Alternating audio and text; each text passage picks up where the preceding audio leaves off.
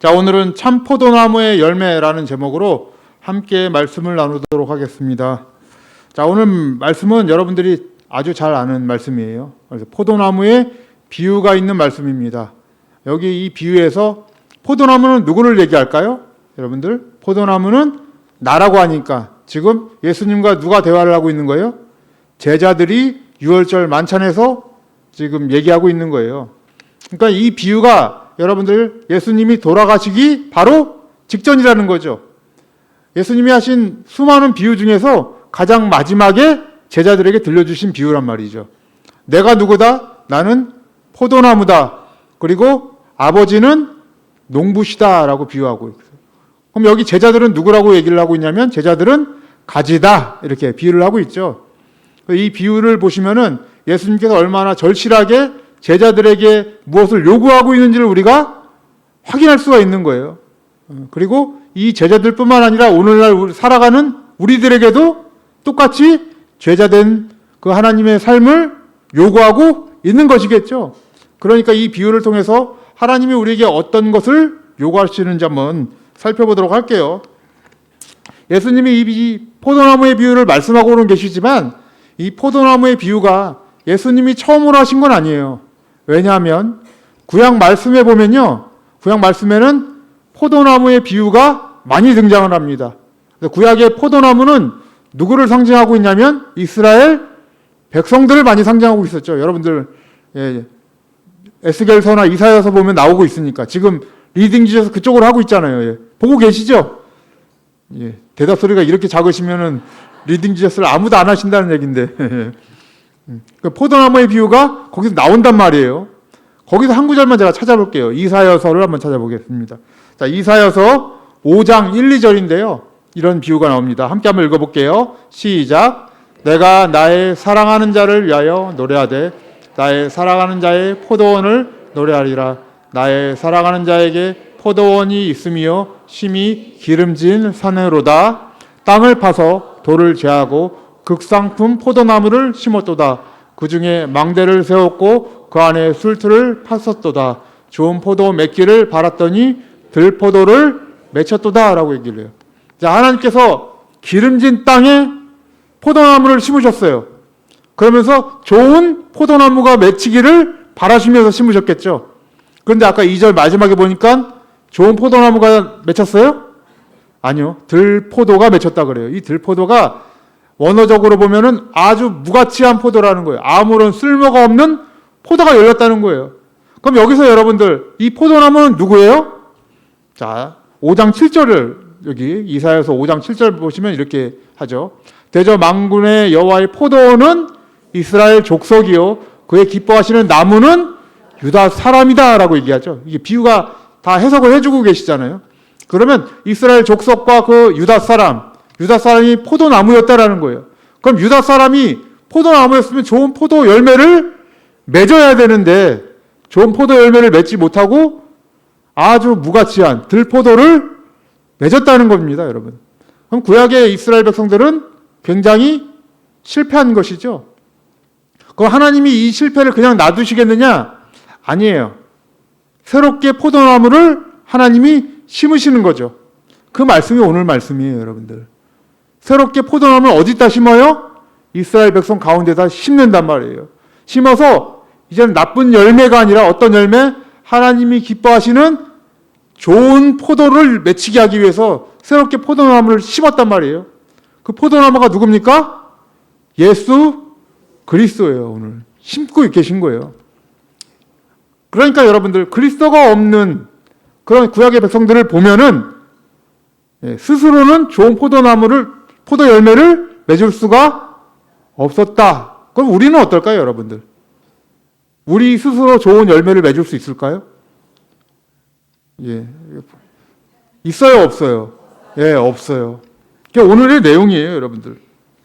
그래서 오늘 2절 말씀 보시면은 그 농부가 하시는 일, 농부가 누구라고 했습니까? 아버지 하나님이에요. 포도나무는 예수님이고 농부는 아버지 하나님이에요.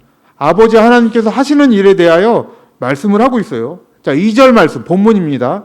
본문 2절 말씀 함께 보도록 할게요.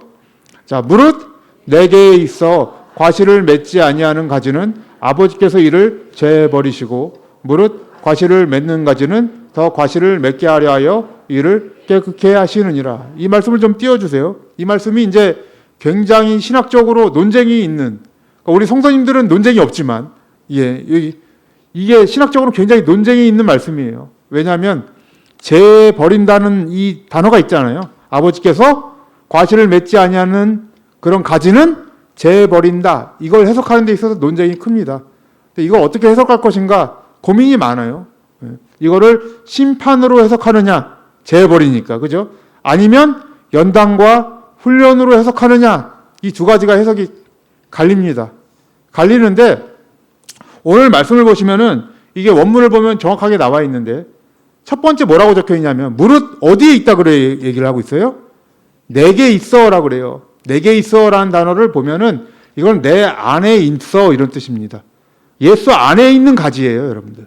그러니까 2절에 나오는 가지는 예수 안에 있는 가지인데 6절을 보시면요. 다른 가지가 나오거든요. 6절을 보시면은 사람이 내 안에 거하지 아니하면이라고 그래요. 이게 아까 그거의 반대말입니다. 내게 있어의 반대말이에요. 내 안에 거하지 아니하는 가지도 있다는 거예요. 2절에 있는 가지는 내 안에 있는 가지들을 얘기를 하고 있다라고 많이 보고 있는 거죠. 그러면 예수 안에 있지만 과실을 꼭 맺는 건 아니잖아요. 그렇죠, 여러분들. 여러분들의 삶을 보면 항상 열매를 맺습니까? 열매를 맺습니까? 열매 맺기가 어렵죠. 그럴 때 이 재버린다라는 뜻을 이렇게 사용을 하는 거예요. 연단과 훈련을 통하여 우리의 열매를 맺지 못하는 것들을 다 하나님께서 재버리시고 깨끗한 열매로 나무로 성장시켜버린다라는 이런 해석을 그래서 많이 지지하고 있습니다. 근데 어떻게 해석하든 간에 이거예요. 주권은 누구에게 있다?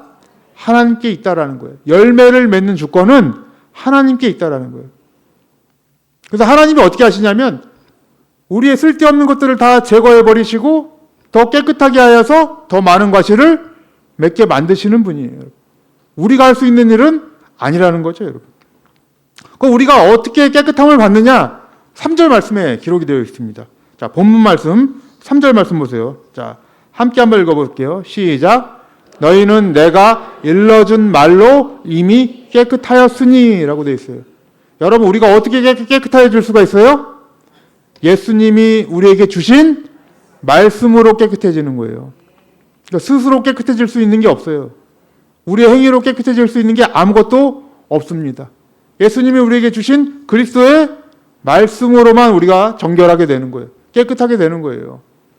교회에 열심히 다닌다고 될 수 있는 문제가 아니에요. 이런 말씀을 하면 꼭 이러는 거예요. 그럼 교회에 열심히 안 다녀도 됩니까? 이렇게 반문하시는 분들이 있어요. 이거. 이렇게 반문하시는 분들은 그동안 내가 열심히 다녔다는 게 억울하다는 거 아니에요, 여러분? 다르게 얘기하면. 하나님을 위해서 다닌 것이 아니라 결국은 나를 위해 다녔다는 그런 이면적인 마음이 드러나는 질문이기 때문에 그런 질문들은 아예 하지 마세요.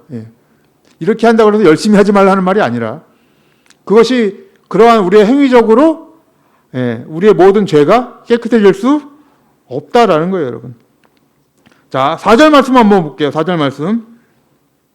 내 안에 거하라. 나도 너희 안에 거하리라. 가지가 포도나무에 붙어있지 아니하면 절로 과실을 맺을 수 없음 같이 너희도 내 안에 있지 아니하면 그러하리라.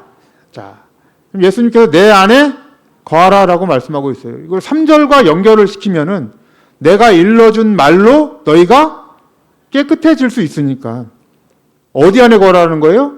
내 안에 거하라. 그럼 여러분 예수님 안에 거한다는 거 어떻게 거할 수 있어요? 그렇죠. 말씀으로. 이제는 아주 연관을 잘 지으셔요. 문맥적으로. 성도님들이 아주 똑똑해지셨어요. 많이 안 물어봐도 될 것 같습니다. 예수님의 말씀 안에 거하는 것이 곧 예수 그리스도 안에 거하는 것이에요. 다른 말로 하면 이 세상을 내 생각과 내 판단대로 살아갈 것이 아니라 예수 안에서 살아가는 것이에요. 그것이 예수 안에 예수 그리스도의 말씀 안에서 살아가는 것이 곧 예수 안에 거하는 우리의 인생이라는 것입니다. 그래서 5절 말씀도 동일하게 말씀하고 있어요. 저 함께 한번 읽어볼게요. 5절 말씀 시작. 나는 포도나무요 너희는 가지니 저가 내 안에 내가 저 안에 있으면 이 사람은 과실을 많이 맺나니 나를 떠나서는 너희가 아무것도 할 수 없음이라. 자, 열매를 어떻게 맺습니까? 열매라는 것은 우리가 스스로 맺을 수 없고 어디 안에 거하면? 예수 안에 거하면 맺게 되는 거예요. 예수 안에 거하면 어떤 일이 일어납니까? 아까 2절과 같은 일이 일어나요. 우리 농부 되시는 아버지께서 우리의 절대 필요 없는 것들을 다 제해버리시고 열매를 맺을 수 있도록, 더 과실을 많이 맺을 수 있도록 깨끗하게 하시는 하나님의 놀라우신 일하심이 우리 안에 일어나는 거예요. 그리스도의 말씀은 그렇게 우리를 역사를 하십니다.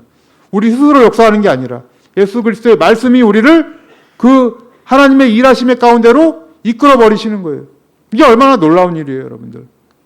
그러니까 우리 삶 가운데 어떤 게 많이 일어나요? 연단과 훈련이 많이 일어나요? 아니면 내가 기도하는 대로 족족 다 일어나는 일이 많이 일어나요? 예, 다들 많이 경험하셨어요. 연단과 훈련이 많이 일어날 수밖에 없어요. 왜냐하면 내가 부인되고 그리스도의 말씀 안에 거해야 되잖아요. 하나님이 내 말씀 안에 거하는 게 아니지 않습니까? 우리의 말씀은 제하여 버리고 그리스도의 말씀 안에서 살아갈 수 있도록 그 원동력을 하나님이 바꿔주시는 거예요, 여러분들. 그래서 여러분들, 하나님이 이렇게 훈련시키고 양육시키셔서 열매를 맺게 하시겠다라는 이 말씀이 사실은 구약의 예언이 돼 있어요. 지금 그 예언을 예수님께서 성취하고 계신 것이죠. 자, 이사야서 27장 말씀을 한번 볼게요. 이사야서 27장 말씀. 27장 2절에서 6절 말씀입니다. 자, 함께 한번 읽어볼게요. 시작. 그 날에 너희는 아름다운 포도원을 두고 노래를 부를지어다. 나 여호와는 포도원지기가 되며 때때로 물을 주며 밤낮으로 간수하여 아무든지 상하게 못하리로다. 지금 예언하고 있는 거잖아요. 그 날에 이렇게 되죠. 아름다운 포도원을 두고 노래를 부르라고 하면서 그 날을 예언하고 있는 거죠. 3절에 뭐라 그래요? 누가 포도원지기가 된대요? 나 여호와는 포도원지기가 돼서 어떤 일을 하신대요?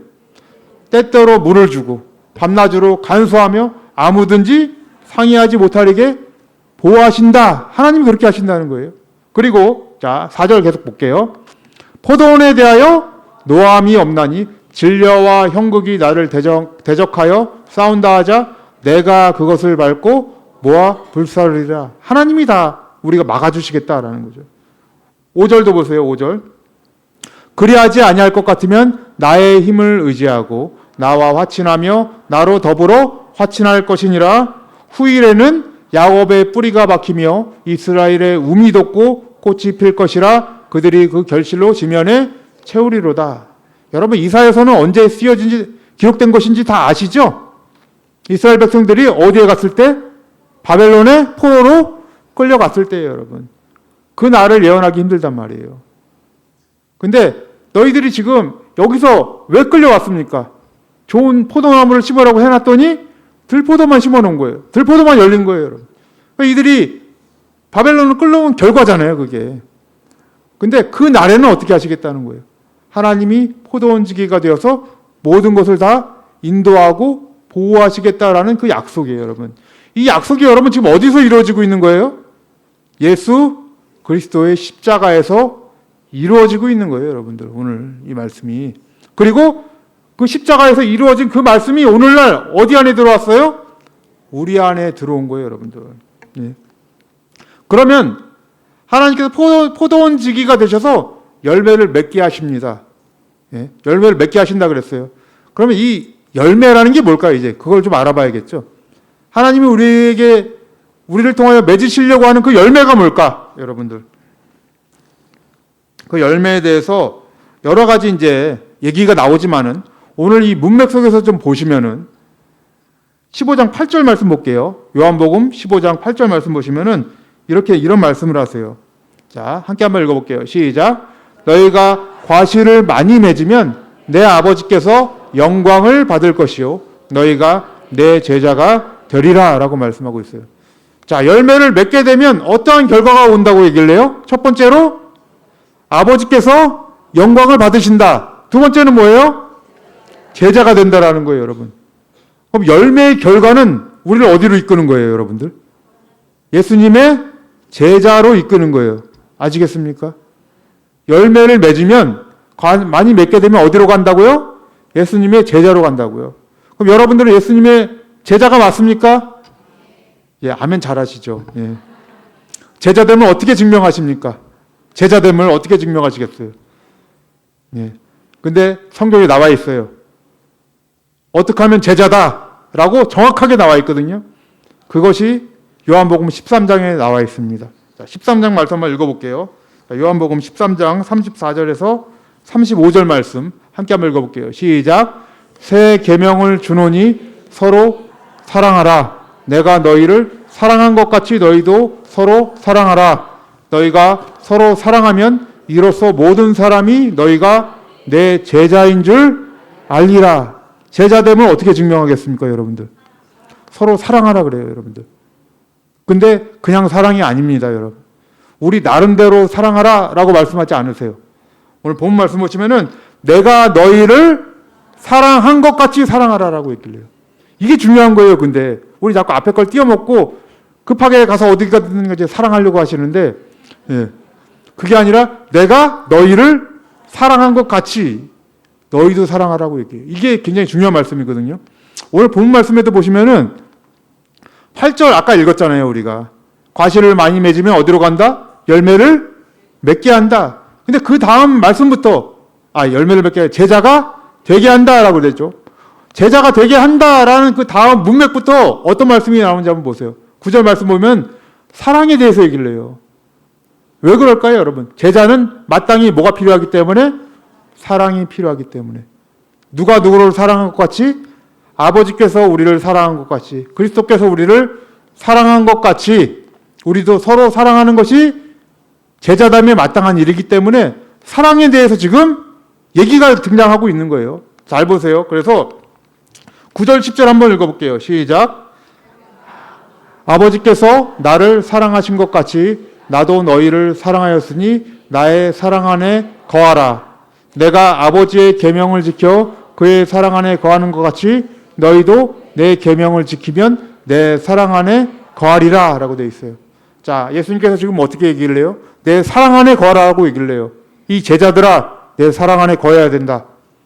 그러면 예수님의 사랑 안에 거하려면 어떻게 해야 돼요? 10절 말씀에 아까 나왔었죠. 내 계명을 지키면이라고 그래요. 지키면 내 사랑 안에 거한대요.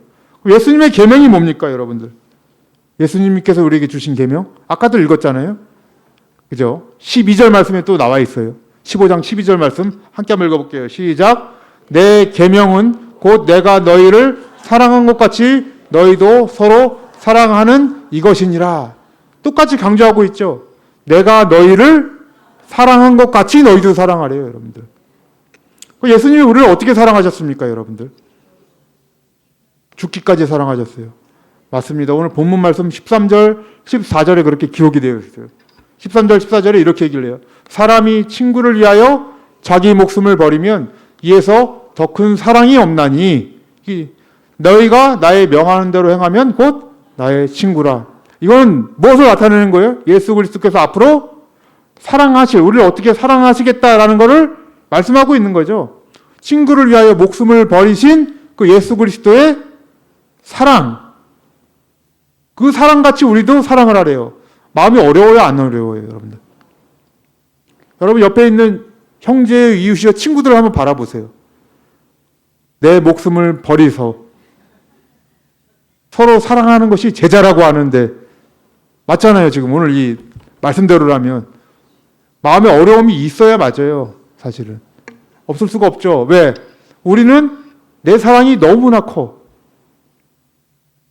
근데 역사 이래로 그렇게 친구를 위해서 목숨을 바친 사랑은 거의 많이 등장하지 않았죠. 예수 그리스도께서 몸을 보이셨지만 그 이후에 얼마나 많은 사람들이 그렇게 했겠습니까? 오늘 말씀을 오해하지 말고 들으셔야 돼요, 여러분. 하나님은 우리의 본성을 굉장히 잘 아세요.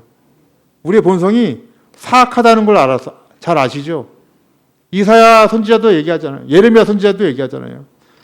우리의 마음은 만물보다 부패하다라고 얘기하잖아요. 우리의 의는 더러운 옷과 같다 이렇게 얘기를 한단 말이에요. 우리는 그렇게 참 죽을 때까지 그리스도를 믿는다고 하면서도 어떤 이권 앞에만 서면 예수보다 내 이권을 앞세우기에 좀 급급한 이렇게 변하는 모습들이죠. 그런 모습들이 너무나 많이 나와요, 여러분. 오늘 여러분들 예수님께서 내가 사랑한 것 같이 너희도 서로 사랑하라라는 것은 여러분 다르게 얘기하면 이거예요. 예수님만이 너희들의 사랑이다라는 얘기예요. 다른 말로 하면 너희 스스로는 사랑할 수 있는 문제가 아니라는 얘기예요. 다르게 얘기하면. 자, 요한일서 4장에 보면은 사랑에 대해서 이렇게 정의를 합니다. 이 말씀을 한번 보세요. 자, 4장 10절 함께 읽어보겠습니다. 시작. 사랑은 여기 있으니 우리가 하나님을 사랑한 것이 아니요 오직 하나님이 우리를 사랑하사 우리 죄를 위하여 화목제로 그 아들을 보내셨음이니라. 11절. 사랑하는 자들아 하나님이 이같이 우리를 사랑하셨은즉 우리도 서로 사랑하는 것이 마땅하도다. 자, 이같이는 어떤 걸 얘기를 하는 거예요? 하나님께서 화목제물로 아들을 보내준 것 같이. 그럼 우리가 진짜 형제를 사랑한다면 무엇을 넘겨줘야 돼요, 여러분들? 어떤 사랑을 넘겨줘야 돼요? 예수 그리스도를 넘겨주셔야 돼요. 우리를 대신해서 목숨을 버리신 그리스도를 형제와 이웃에게 넘겨주셔야 돼요. 그를 증명하는 것만큼 최고의 사랑은 없습니다, 여러분들. 여러분들이 만약에 가정이나 가족 간에 그리스도를 증거함이 없이 살아간다. 그게 사랑이 있는 삶이에요, 여러분들. 한번 솔직하게 한번 생각을 해보세요. 죽어가고 있는데 영혼이 황폐해져 가고 있고 좋은 나무를 맺지 못하고 있는데 거기에 그리스도에 대한 얘기가 없어요, 여러분. 거기 그 가정이 정말 사랑이 넘치는 가정이에요, 여러분들. 여러분 신앙적으로 한번 생각을 해보셔야 돼요, 여러분. 친구가 죽어가고 있는데 그리스도를 증거하지 않아. 그 친구를 사랑하는 거 맞아요, 여러분들? 목장 모임을 하는데 예수에 대한 이야기가 없어. 그 목장이 사랑이 넘치는 목장입니까? 한번 여러분 우리들 마음속에 한번 질문을 하셔야 돼요, 이런 것에. 우리가 예수 그리스도를 최고의 사랑으로 여긴다면 정말 그 예수 그리스도만큼 그 그리스도를 증거하는 만큼의 최고의 사랑이 여러분 있습니까? 없어요. 아까도 하나님이 얘기하시잖아요. 너희가 하나님을 사랑한 것 아니라고 얘기를 해요. 다르게 얘기하면 너희는 사랑이라는 걸 모른다는 얘기예요, 우리는. 우리는 사랑을 어떻게 알게 됐습니까? 예수 그리스도를 통해서 진정한 사랑을 알게 됐어요, 여러분. 근데 그 사랑을 알면서도 우리의 마음이 너무나도 연약해요, 여러분들. 우리 이권 앞에 서면 자꾸 나만 드러나게 돼 있고, 나만 변호하려고 그러고, 나를 위해 살려고 그러고, 그런 경향이 우리가 세잖아요, 여러분들. 거기서 여러분 이러한 정욕들을 죽일 수 있는 것은 내가 죽고 그리스도를 증거하는 일이에요, 여러분들. 예. 우리가 살아가는 가운데 이것만큼 여러분 고귀한 것이 없는 거예요. 그리스도를 증거하는 것. 예수 그리스도만이, 그리스도의 말씀만이 우리를 깨끗게 하실 수 있다는 것. 그분의 의를 따라가는 것만이 우리가 이 저주에서 벗어날 수 있다는 것. 이것을 증거하는 것만큼 여러분 엄청난 일은 없는 것입니다. 이것이 진짜 최고의 사랑 아니겠습니까, 여러분? 히브리서 13장 15절에 보면은 이렇게 얘기를 해요. 자, 함께 한번 읽어볼게요. 시작. 이러므로 우리가 예수로 말미암아 항상 찬미의 제사를 하나님께 드리자. 이는 그 이름을 증거하는 입술의 열매니라. 뭐가 열매라고 얘기를 해요? 증거하는 거. 예수 그리스도를 증거하는 게 여러분 제자됨의 열매예요, 여러분. 우리가 이 제자됨의 열매를 서로 사랑, 그리스도를 증거함으로 인하여 이룩할 때 모든 사람들이 그걸 보면 어떻게 쟤는 예수쟁이야 알게 된단 말이에요. 그리스도의 제자야 라는 걸 알게 돼요, 여러분. 그러니까 여러분들 이제 더 이상 어떠한 우리 교회 안에서의 모임이 신앙 얘기가 나왔을 때 어색해지면 안 돼요. 맨날 오늘 뭐 먹으러 갈까? 오늘 뭐 하고 빨리 예배 끝나고 뭐 하러 갈까? 이거 하다가 갑자기 그런데 예수님이 이렇게 나오면 왜 갑자기 그런 얘기를 하고 그래? 이러시면 안 되는 거예요, 진짜. 그게 이상한 목장인 거죠. 예, 그리스도의 말씀으로 충만한 목장이 되었을 때 이게 어색하지 않아야 되잖아요. 신앙의 이야기를 나누는 것이 어색하지 않아야 되잖아요. 근데 어느 순간부터 그런 게 어색하다는 거예요. 예, 교육부서에서도 그런 일을 많이 겪었습니다. 청년부서에서도 뭐 이런저런 일상적인 얘기를 하다가 신앙의 얘기를 좀 하려고 그러면 크게 어색한 거예요, 여러분. 교회가 이상한 거죠, 여러분. 근데 그거는 사랑이 없는 거예요. 다르게 얘기하면. 여러분들이 용기를 내어서 그리스도를 증거할 수 있는 그것이 바로 참된 사랑의 비결인 것입니다. 예수님께서 이 땅에 오셔서 이런 말씀을 하셨어요. 열매로 그를 알게 된다라고 얘기를 해요, 여러분. 이렇게 얘기를 하죠. 사과나무에서는 뭐가 열립니까? 사과가 열려요. 포도나무에서는 포도가 열리고 감나무에서는 감이 열려야 돼요, 여러분. 예수님이 뭐라고 얘기를 해요? 나는 포도나무다라고 비유를 해요. 그러면 예수나무에서는 뭐가 열매로 열려야 돼요? 그리스도, 예수가 열려야 되는 거예요. 당연한 것 아닙니까?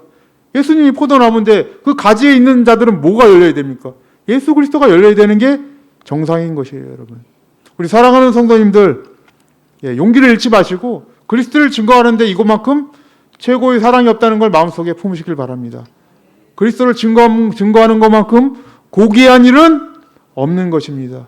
오늘도 우리의 모든 상황 가운데 우리를 살리신 그 그리스도를 최고의 가치로 여기시고 사도 바울의 고백처럼 이 그리스도 외에는 배설물로 여기시고 그리스도만 의지하며 살아가시는 우리 성도님들 되시기를 주님의 이름으로 간절히 축원합니다.